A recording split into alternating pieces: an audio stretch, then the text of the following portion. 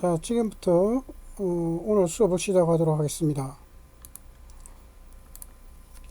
이게 보다시피 제8장 원소의 주기성에 대해서 여러분들과 오늘 같이 한번 공부해 보도록 하겠습니다.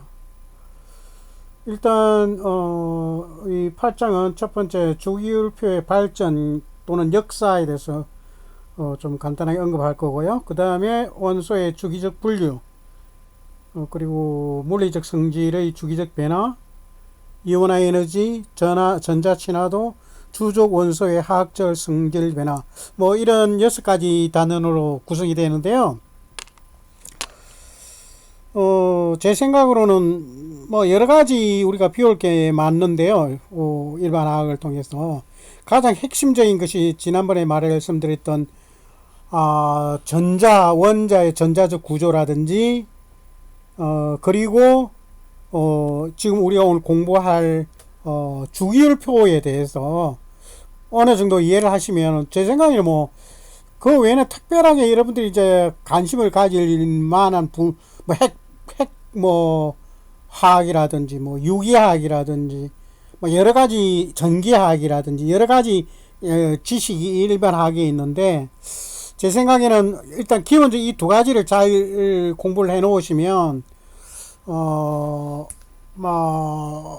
여러 어떤 분야에서 공부를 하시더라도 일반 화학이라면 이 두 가지만 잘 이야기를 하거나 좀 이해를 할 수 있다면 여러분들 크게 살아가시는데 또 공부하시는데 큰 문제가 없을 겁니다. 자, 그러면 오늘 주기율표의 발전에 대해서 한번 발전 또는 그 역사에 대해서 한번 이야기를 좀 해보도록 하시죠.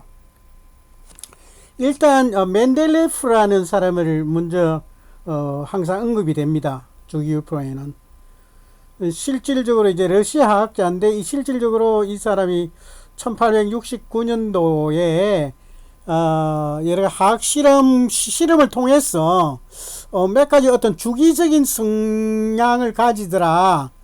그래서 그 주기적 성향에 따라서 원소들을 배치를 해본 사항이 바로 이제 아주 주기율표의 역사가 되겠는데요. 그래서 이제 어느 정도까지는 원소들이 맞아 들어가는데 어느 상황부터는 맞아 들어가지가 않더라는 이야기죠. 그러니까 어떤 물리적 성질이나 화학적 성질을 통해서 어느 정도 주기성을 발견했긴 했지만 사실상 그때까지 발견된 원소들의 어떤 일부만 적용이 되지 그 후로는 적용이 안 되더라 이거죠. 그렇지만 이 사람이 현대 과학에 있어서 가장 그래도 중요한 위치를 차지하는 것이 이런 주기율표의 초안을 만들어 놓은 어떤 그 역사적인 큰 가업이나 업적이 있는데요. 실질적으로 그 상황으로서 이분이 약 5개인가 6개 그 당시에도 발견되지 않았던 물질들을 이미 예언을 한 적이 있어요. 그래서 그것이 또 현재 와서 여러 그 당시에는 없었던 기구를 통해서, 과학적 기구를 통해서 현대에서는 그 예측들이 맞는 그런 원소들을 발견하게 되죠. 그 예로서 이제 알루미늄이라는 거 있는데, 이 사람이 원자 질량이나 녹는저 밀도, 산화물 화학식을 이런 식으로 만들었어요, 자기가. 근데 갈륨은 한참 뒤에 발견이 됐거든요. 근데 이게 알루미늄 에카라는 게 이게 산스크리트어로 이제 첫 번째라는 이야기인데, 이게 이제 알루미늄 그 밑에 클래스, 즉 주기에 해당되더라는 것을 이제 예측은 했지만 그 당시에는 사기를 할 수 있는 장비들이란 것이 부족했죠. 그거로 이제 최종적으로 나중에 그게 갈륨이었다는 것을 이제 현대에 와서 이거를 이제 발견해냅니다. 그래서 러시아 학자 멘델레프하고 독일 학자 마이어, 이 사람도 여러 가지 이 원소의 도표화를 하는데 엄청난 기여를 했던 과학자죠. 그 외에 이제 그 당시에 또 뉴랜드라는 영국 화학자가 있었는데요. 이 사람은 이 멘델레프가 이용했던 원자의 질량, 이 원자의 질량이 아니라 원자의 번호 형태로 진행되더라는 것을 예측하고 정리를 했었습니다. 했는데 그 당시에는 받아들이지가 않았었어요. 그런데 최종적으로 1920년대에 뉴질랜드 아마 과학자일 거예요. 모즐리라는 사람이 엑스레이선 스펙트럼과 진동수의 어떤 관계가 X선 스펙트럼과 원자 분호가 그 진동수의 어떤 관련이 있다는 것을 이제 수식적으로 증명을 해냅니다. 그래서 결과적으로 모든 원소들은 원자 번호에 의해서 결정이 되더라는 것을 이제 최종적으로 정리가 되고, 그 법칙에 따라서 현재까지도 아주 극히 부분적으로는 적용이 되지 않거나 일치되지 않지만 그 이론에 그래도 대부분의 원소들이 이 모즐렐에 의한 원소 번호에 의해서 주기율표를 이제 최종적으로 작성하게 된 겁니다. 여담이지만은 작년도가 아마 제가 기억하기로는 멘델레프 주기율 150전 주년으로 해가지고 세계 화학계에서 많은 행사를 제가 한 걸로 기억을 합니다. 자, 원소의 발견 연대표를 보면 이런 색깔별로 되어 있는데요. 그러니까 아주 오래전에 중세에는 또 이렇게 아연이라든지 인이라든지 비소라든지 이런 거 비스무스라든지 이거 플래티늄 PT라든지 이런 것은 이미 아주 오래전에 중세부터 발견이 되었죠, 사람들의. 그리고 이제 아주 고대에서도 발견된 건 이제 수소라든지 이런 것이 있을 거라고 이제 예측이 되었었고, 그렇게 이렇게 연도별로 여러분 이렇게 연도별을 이제 색깔로 이렇게 했는데, 물론 이제 멘델레프가 이런 초반에 어떤 그런 원소들은 이런 형태로 만들었습니다. 그리고 이제 1965년 이후에 이제 옆에 밑으로 보면 여러 가지 이제 신물질들이 만들어지고 있습니다.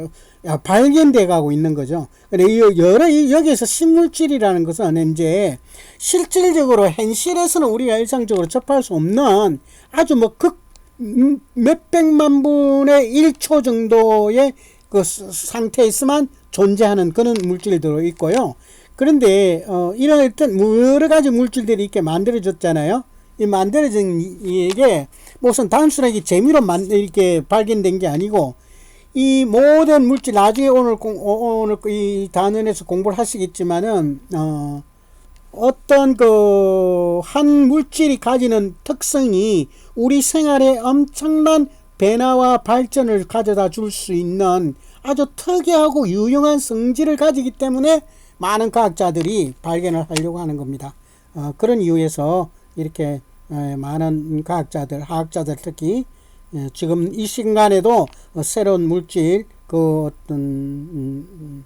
새로운 원소들을 창조하려고 많은 실험실에서 일을 하고 있죠. 자, 그러면 원소 이 주기율표에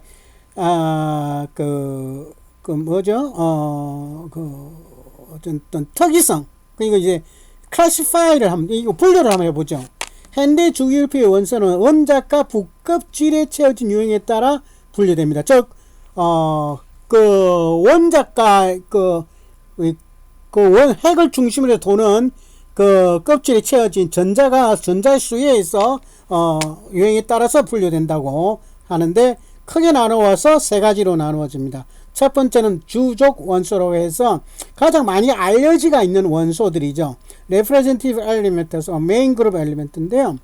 1, 2, 1, 3에서 14, 17쪽까지 또는 1A에서 7A족에 속해 있는 원소들로 조금 이따 조표로 보시게 될 겁니다만은, 이들 원소 모두 다 최대 주양자 수가 S하고 P 부껍질에 완전히 채워지지가 않는 원소들입니다. 그러니까 완전히 채워지지 않는데 한쪽은 더 쉽게 받아들일 수 있는 P 껍질에 전자수가 형성되거나 또는 쉽게 줄 수 있는 그런 어떤 불완전한, 즉 반응성이 있는 원소들이라고 볼 수 있겠죠. 그리고 전이금속은 우리가 흔히 말했던 sp, df 이런 식으로 나가야 이렇게 전자 껍질이 나누어 채워지는데, 지난번에 여러분 전자들이 채워지는 그 법칙 아시죠? 그 아우트바프의 축전 그 원리,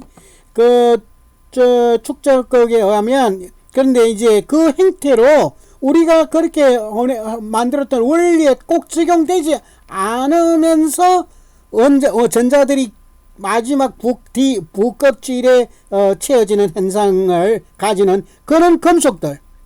그래서 보면 좀 이따 좀 설명해 드리겠지만은 다른 경우를 통해서 완전히 이것만 기억해 주시면 됩니다. 완전히 채워지지 않는 D 부껍질을 가진 양이온입니다. 양이온을 잘 형성하는 원소, 주로 이가입니다. 예를 들어서 망간이라든지 코발트라든지 뭐 그런 원소들이 주로 이가예요. 그 이유를 좀 이따가 말씀드릴 건데, 그 외에 이제 란타늄과 악티늄이라고 완전히 채워지는 부껍질을 가지기 때문에 F구역 전이원소로 형성되는데, 이거는 여러분들께서 좀 더 이제 공부를 하시게 되면은 이 란타늄이나 악티늄 쪽에 있는 원소들도 공부를 좀 하시게 될 겁니다. 자, 보면, 자, 여기 보죠. 색깔로 보셔서 이렇게 분리이 되네요. 주족 원소가 있고, 요렇게. 주로 우리가 흔히 많이 사용하는 리튬, 벨리륨, 나트륨, 칼륨, 루비디움, 세슘, 프란시움, 이런 같은 이러한 것들, 또는 베리륨, 마그네슘, 칼슘, 스트로늄, 바리움, 라듐, 이런 우리가 흔히 잘 아는 원소들이 주족 원소. 이쪽에서는 금속성이죠, 그죠? 왼쪽에는 주로 금속성이고, 오른쪽에는 이제 비금속성이다, 그죠? 자, 이거 보면 이제 이런 플로린이라든지 클로린이라든지 브로마인이라든지 여든 뭐 이런 아티늄이나 이런 식으로 산소, 황, 셀레늄, 테륨, 폴로늄 이런 같은 거, 그리고 이런 여러 가지 원소들은 다 주족 원소들이라고 부르고 있고요.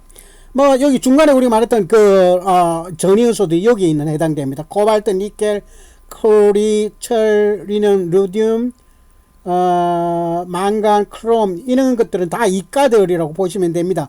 물론 이제 이가, 사가 뭐 이런 것도 있고 삼가도 있고요. 다 있는데, 아무튼 D 껍질이 최종적으로 S 그룹에 가야 될 전자들이 D급에 가서 몰려가는 바람에 그 어떤 반응성의 그 원자의 반응성 자체가 조금 다양하게 되어 있는 상태라고 보시면 되겠어요. 아무튼, 그리고 맨 마지막에 헤리움, 네온, 아르곤, 크립톤, 제논, 라돈 같은 경우에는, 이 같은 경우에는 이제 완전하게 S 2개, P 6개라는 있던 이 최종적으로 부껍질이 가장 안정되게 채워질 수 있는 그런 원자 구조를 가진, 즉 부껍질이 완전히 채워지가 있는 구조. 그래서 비활성이라 하기도 하고 가장 안정화된 원소들이라고도 볼 수 있겠습니다. 자, 체외각. 그래서 이제 체외각 전자라는 이제 여기서 개념이 나오는데, 여러분들 지금 머릿속에서 어떤 걸 상상하시면 되냐면요, 이 그 중앙에 핵이 있고, 핵은 양성자, 중성자 있죠. 그 주위에 S 궤도가 있고, P 궤도가 있고, D 궤도가 있고, 이런 식으로 되어 있다. 지금 4P, 4S, 4P, 3D 이런 식으로 나가는 게 있잖아요. 그런 식으로 해서, 그런 식으로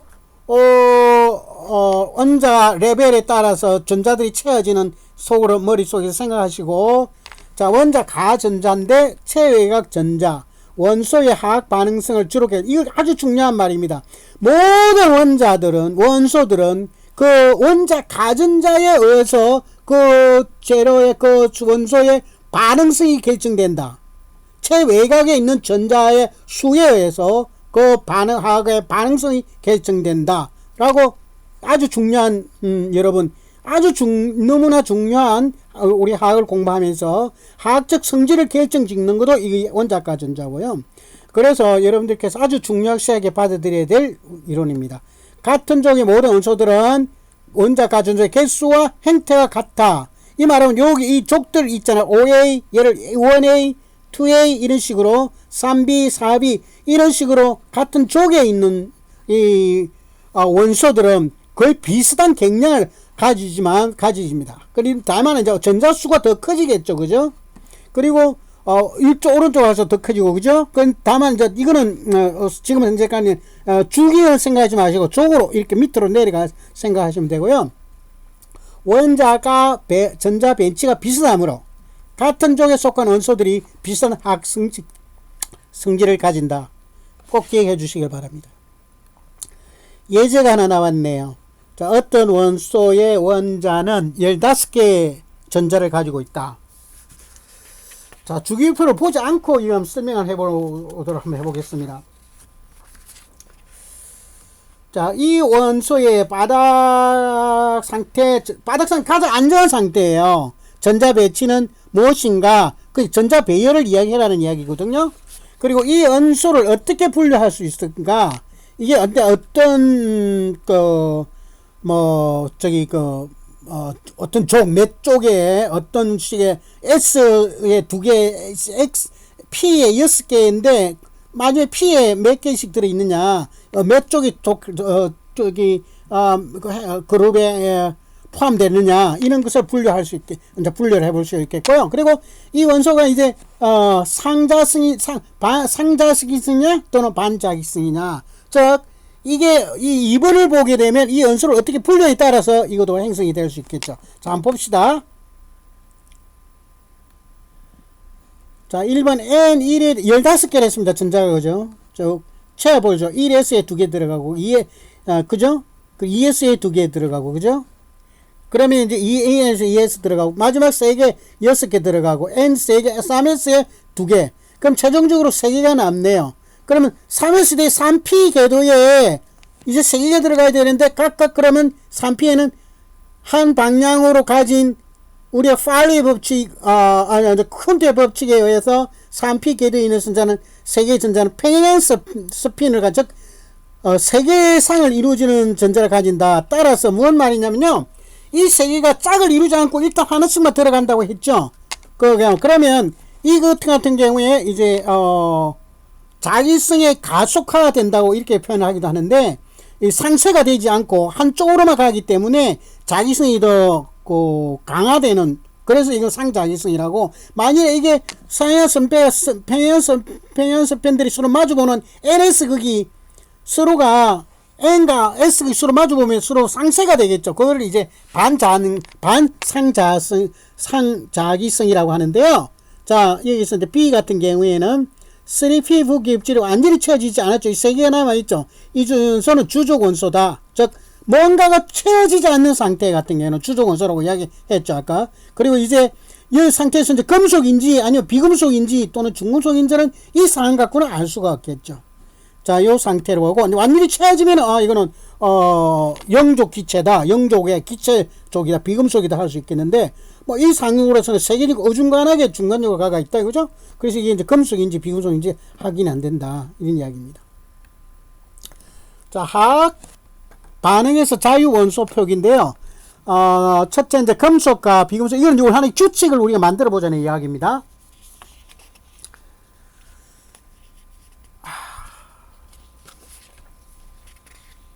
여러분, 이제 아직까지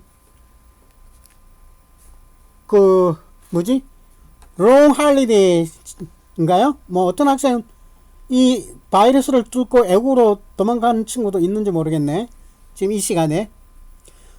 아무튼 제가 알기로 다음 주일에도 여러분들 휴일이 또 있는 걸로 알고 있고 그런 것 같는데, 바이러스 조심하시고, 그리고 젊었을 때 여러분 시기 때 가장 많이 좀 청춘을 좀 발휘해야 될 시기인데 좀 안타깝습니다, 여러분.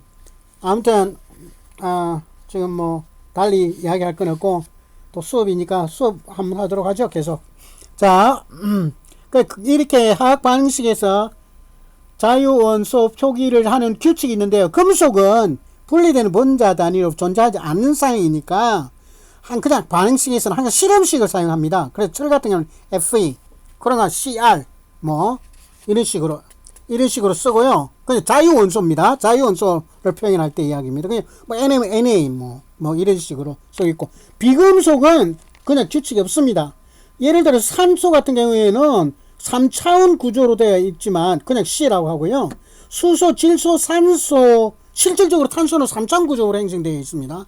이렇게 팽팽한 거죠. 막 겹치지가 있거나 뭐 서로 간에 막 위아래 없이 막 굳혀지가 있는 상태죠.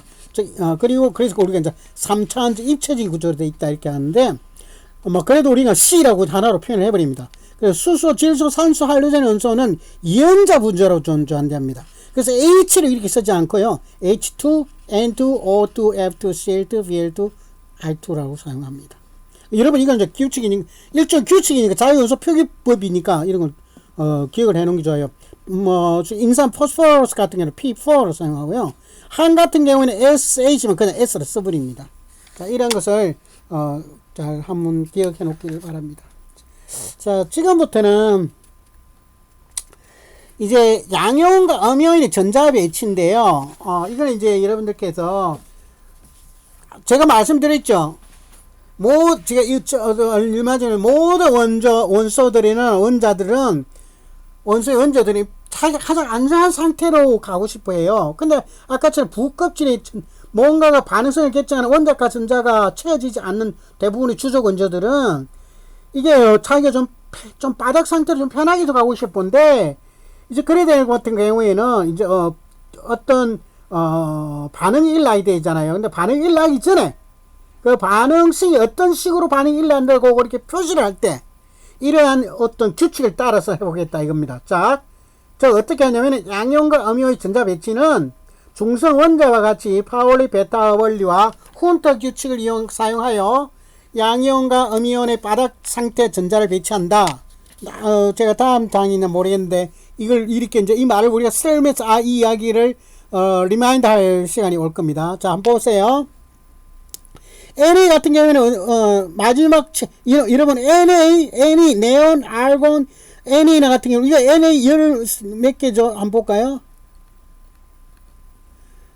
Na 같은 경우 11개잖아요. 그죠? 그 11개를 이제 다 하면 다 쓰지 못하니까 귀찮으니까 그냥 Na 최고 8개 채워짓고 그럼 3개가 남아 있잖아요. 그죠? 2개 하고 해가지고 3S에 이걸 채워버리면 Na 같은 거 10개잖아요. 그죠? Na 같은 거 11개, 그죠? 그러면 이 6이잖아요. 그죠? 그러면 여기에서 하나만 더 떼어버리면 Na 플러스가 되겠죠. 즉, 전자를 하나 주고 자기는 네온이 된다는 이야기예요. 네온 같은. 그래서 이 Na 같은 경우에는 이제 양이온이 이렇게 되고, 칼슘 같은 경우, 즉, 양이온은 최고 점유 마지막 N에 1S, 2P 있잖아요. 그죠? 그리고 최종적으로 10개에서 1개를 뗀 겁니다. 그죠? 11개에서 1개를 뗀 거고, 그리고 칼슘 같은 경우에는 4S잖아요. 그죠? 그 최종적으로 쭉 가면 쭉 나열할 수 있는데, 1S, 2S, 2P 이런 식으로 쭉 나갈 수 있는데요. 여기에서 같은 경우는 칼슘 같은 경우도 이것도 2개가 나머지 6개를 받는 것보다 2개를 떼내는 게 더 낫겠죠. 그런 상태에서 이제는 이렇게 칼슘 2 플러스로 2개를 전자를 주었다. 즉, 제거해야겠다 해서 2 플러스가 되는 겁니다. 즉, 칼슘 같은 경우에는 이제, 원래 평행이 되려면 이걸 어떻게 좀 말씀을 드려야 되나? 이 같은 경우에는 이제 양성자가 한번 볼까요? 이 칼슘 같은 경우에 20개죠? 그러면 양성자도 칼슘을 20개면 여기에서 2개를 떼어버렸으니까, 그러니까 이제 좀 쓰면서 이거 사실 보여드려야 되는데, 아무튼 최대한 안정화가 됐다는 상태. 또는 알루미늄도 마찬가지고요. 즉 다른 같은 경우, 또 그럼 음이온 같은 경우는 어떤 식으로 형성되느냐? 이온 같은 경우는 이제 전자를 하나 2개씩 최외가 있는 거 2개 떼기가 더 쉽고 6개를 받아들이는 것보다 7개를 받아들이는 것보다 이 같은 경우에는 3개 3P에서 P가 하나 보내는 게 더 낫잖아요. 3S에 2개 있는 거하고 3P 하나 있는 거, 즉 3개를 떼 보내는 게 더 낫기 때문에 이렇게 양이온이 되는 것이고, 음이온이 되는 것 같은 경우는 이제 받아들이기가 좋은 상황입니다. 수소 같은 경우 하나만 더 받아들이면 헤륨 또는 2개가 되죠. 플로린 같은 경우에도 실제로는 이런 숫자예요. 볼까요? 9개죠, 그죠? 여기 같은 경우는 1S, 2S, 2P, 그죠? 9개잖아요. 그 다음에 9개잖아요. 근데, 이 같은 경우에는 이제, EP 하나를 더 받으면 마이너스가 되면서 이러한 어떤 음이온이 된다는 이야기예요. 산소 같은 경우는 2 마이너스 장상. 왜냐면 여기에서 2개를 더 받아들이면 완전 최외곽 전자가 채워지니까 이렇게 되니까 1S, 2S, 2P. 즉, 가장 안정한 상태가 되니까 이런 상태로 볼 수 있습니다. 그래서 이 음이온이 되는 이유는 이렇게 서로가 안정된 상태, 즉 이런 비활성화된 안정한 상태로 가기 위한 어떤 과정이다 라고 생각하시면 됩니다. 즉 양이온, 음이온 모두 안정한 영적 기체에 배치가 된다 이렇게요. 자, 전이금속에서 유래된 양이온은 전이금속 양이온부터 금속 원자로부터 양이온이 행성될 때 전자는 항상 NS 궤도에서 먼저 제거되고 그 다음에 N-D 즉 D 궤도의 것이 제거가 되는 어떤 이는 경우인데, 즉 4S2 3D 이 같은 경우가 최고로 좋은데 이렇게 행성이 안 되고 3D로 가서 행성대가 있을 때가 가장 안정한 자기가 상태가 된다. 이런 상태이고요. 3 같은 경우에도 마찬가지고, 즉, 2가, 3가가 되는 경우인데, 이 같은 경우에는 3D이고, R0 같은 경우 이제 4S에서 그냥 여기서 다 받았어. 안정화돼서 그 어떤 그 상가로 된다는 이야기고요. MN 같은 경우에도 4S 3D 이 형태로 원래 유지가 돼야 되는데 실제로는 MN 이 이가 양이온 형태로 된다는 이야기예요. 즉 4S에 가전자에 있던 것들이 가전자가 바깥 전자가 그냥 여기에 해당하지 않고 3에 가서 여기 3D에 가서 행성되는, 그리고 여기에서 유지되는 형태로 요렇게 또는 요렇게 행성되는 이런 형태를 우리가 전이금속이라 하겠습니다. 그래서 아무튼 전이금속에서 유래된 양이온은 DNS 궤도에서 먼저 제거가 된 상태, 그래서 D 궤도에서 제거가 그 다음 것이 제거되는 상태를 이야기를 하면 되겠습니다. 자, 물리적 성질은 이제 여기에서 이제 가장 먼저 나오는 것이 유효 핵 전환인데요. 어떻게 이걸 내가 좀 고민을 해봤는데 어떻게 설명을 해드릴까 생각해봤는데, 일단은요 이해가 한번 봅시다.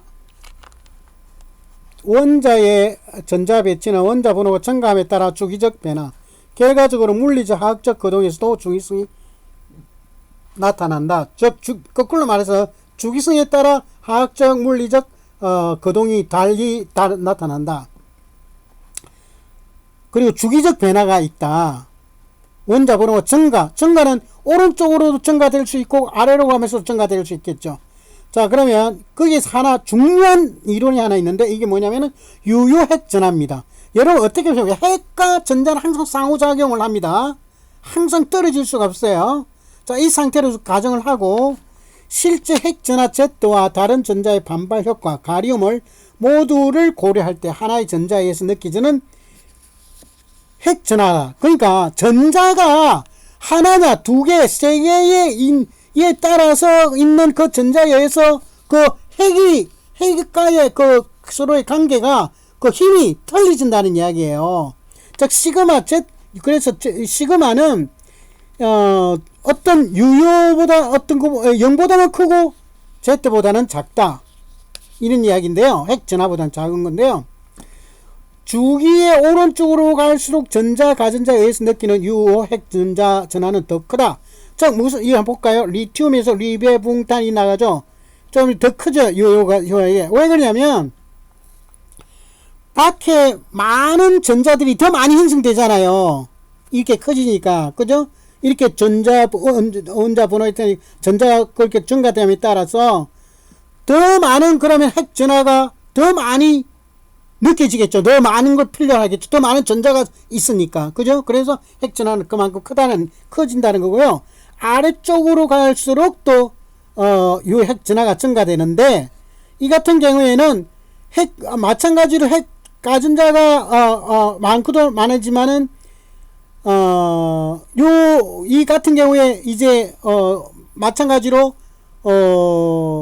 유효핵 전하가 그 핵하고 그 전자가 느끼는 것이 좀 더 아래로 갔을 때, 핵의 전자의 구름이 더 많이 형성되기 때문에, 하나가 있는 것보다,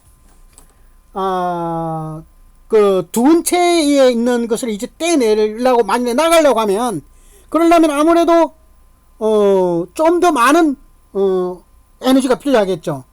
그런 의미에서 유효핵 전하가 증가된다. 이렇게 보면 되겠습니다. 그리고, 자, 이래 같은 경우. 자, 그러니까 여러분들께서 한번 책을 한번 더 보시고, 유효핵 전하와, 유효핵 전하의 증가는 오른쪽으로 갈수록, 아래로 갈수록, 즉, 원자 분호가 증가할수록 증가되더라. 라는 것을, 기억해 주시길 바라겠습니다. 자, 원자 반지름을 가지고 이제 이게 원자 반지름이라는 것이 저기 뭐죠? 원자 반지름이 있잖아요. 나중에 여러분들께서 이제 원자의 크기, 뭐 계란물의 크기나 그리고 반응성의 어떤 그런 걸 잘 때 좀 사용되는 개념인데요. 일단은 봅시다. 원자의 두 개의 이웃한 금속 원자 내에 혹은 이원자 분자 내에, 여기 잘 보세요. 금속 원자 내에 두 개의 이웃한 금속 원자 내에 또는 이원자 분자입니다. 분자 내에 얘는 두 개의 핵간 간의 거리의 절반이다. 나누겠죠. 그죠? 여기서 이 같은 경우에는 이제 금속이잖아요. 그죠? 금속 같은 경우에 원자 반지름 이웃한 두 원자 중심 간의 거리의 반을 이렇게 이야기하는 거고요. 야린 같은 이원자 분자는 이와 같은 원자 반지름의 분자 내에 분자 내에 원자 중심 간.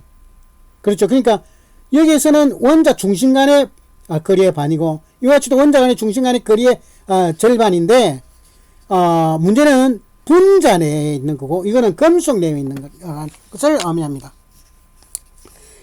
최종의 정리를 하자면 유효핵 전하는 왼쪽에서 오른쪽으로 증가하기 때문에 원자 크기는 감소되겠죠.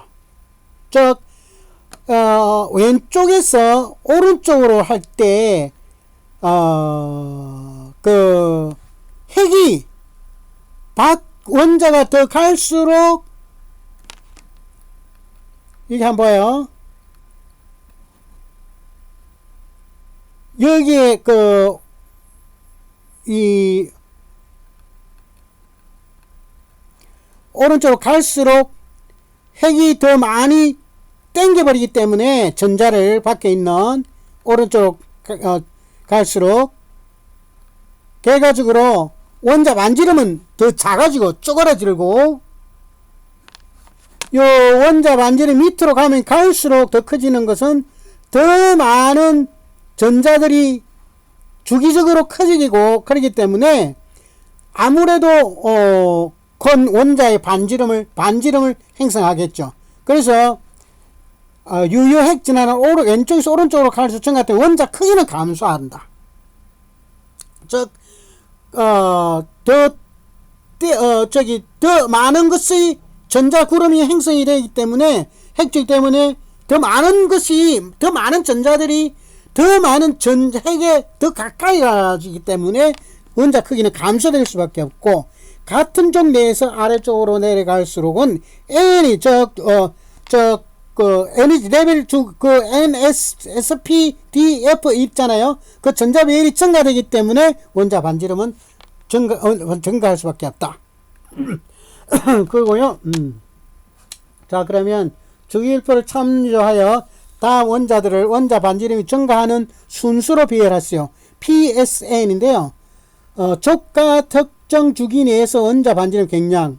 요번에 있잖아요. 제가 그냥 요 질문이 뭐냐면은 P하고 SN 어느 것이 원자 반지름이 크냐 이거예요. 그러면 N과 P는 같은 족 5족이라 했잖아요. 볼까요?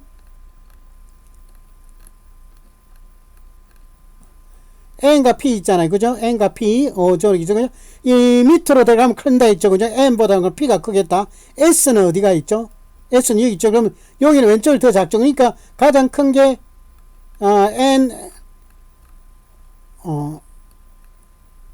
NPSI 이런 식으로 되겠다. 그죠? 그래서 반지름이 증가하는 순서는 N보다 P가 더 크고 P보다 S가 더 크겠다. 그죠? 자, 이 두 가지 개념을 잘 이해하시면 되겠습니다. 유액전화 왼쪽으로 오른쪽으로 증가하기 때문에 원자 크기는 감소되고 같은 쪽 내에서 아래로 갈수록 N이 증가하기 때문에 원자 반지름은 증가한다. 다시 한번 볼까요? 여러분들이 NPSI다. 그죠? 그래서 오른쪽으로 갈수록 작아지잖아요. 그죠? 왼쪽으로 오른쪽으로 커지잖아요. 그죠? 그리고 내려갈수록 커지죠. 그죠? 그래서 그런 이야기입니다.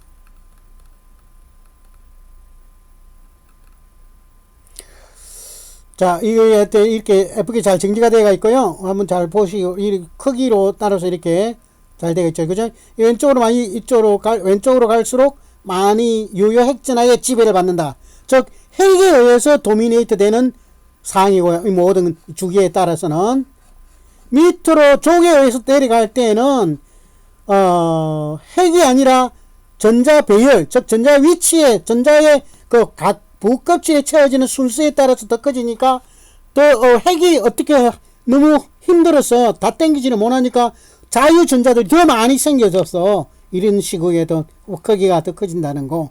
그래서 주기율표 내에서 주족 원소의 피코미터는 10의 24승, 마이너스 24승인가? 그럴 거예요. 잘 모르겠는데. 그럴 거예요. 제가.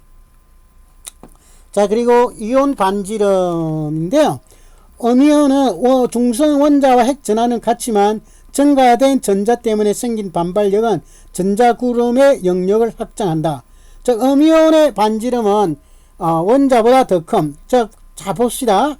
중성 원자와 핵 전하는 같는데 증가된 전자잖아요. 그죠? 전자가 하나 더 왔죠. 즉, 이 음이온은 즉 마이너스 신호를 전하를 띄고 있잖아요. 그죠? 그렇기 때문에 전자는 뭐죠? 전자는 더 많기 때문에 어떤 반발력이 자기들끼리 전자가 많기 때문에 증가된 원래 있던 전자가 잘 있었는데 마이너스 4를 하나 달면서 한 놈이 더 들어와 버렸어. 전자가. 그 어떤 일이 벌어지겠어요?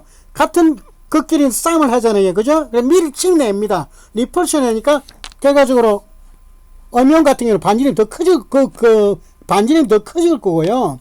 양이온 같은 경우에는 하나 이상 전자를 제거를 하면은 전자 간의 반발력이 이제 감소가 된다. 그죠? 자기들끼리 있는 거 없어지니까. 근데 핵 전하는 계속 유지되니까 어떻게 됐어요? 전자가 하나가 더 없어져 버렸잖아. 가만히 있는데. 그러면 핵은 똑같은 힘을 주고 있는데, 핵 전하 똑같이 주고 있는데, 그러면 어떻게 쑥 더 당겨 버리겠죠?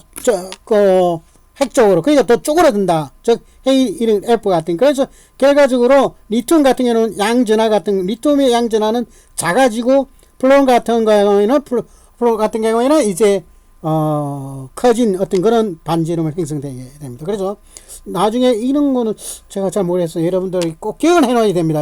이 아주 좋은 이론이고요.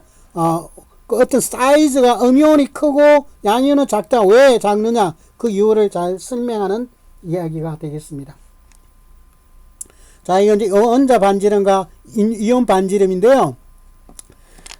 리튬 같은 경우에는 이제 이런 식으로 행성이 되는데 이렇게 쭉 이렇게 안 올라가는 이유가 뭐냐면 이 딱 꺾어지잖아요. 양쪽 그죠? 이 꺾어지는 건 유효핵 진화에서 약간 그 1S에서 2S로 넘어갈 때 한 전자가 다른 전자에다 가리움 역할을 하기 때문에 가리움이라는 역할이 있어가지고 약간의 그 상쇄하는 힘이 있어가지고 바로 이렇게 쭉 비례적으로 리니어 올라가지 아니고 그 상쇄된 힘이 이렇게 굴곡으로 나타내는 겁니다. 자, 이게 이제 오늘까지 지금 오늘이란다. 지금 이 단어는 요 1강은 요까지 할 거고요. 뭐 세 번째 액체 원소 118번이 있고 두 개의 액체가 있다. 이걸 한번 보세요. 그냥 여러분들께서 250도에서 브롬하고 머큐리 두 개가 있네요. 뭐 이런 걸 우리 실험실에서 많이 사용하는 거고요.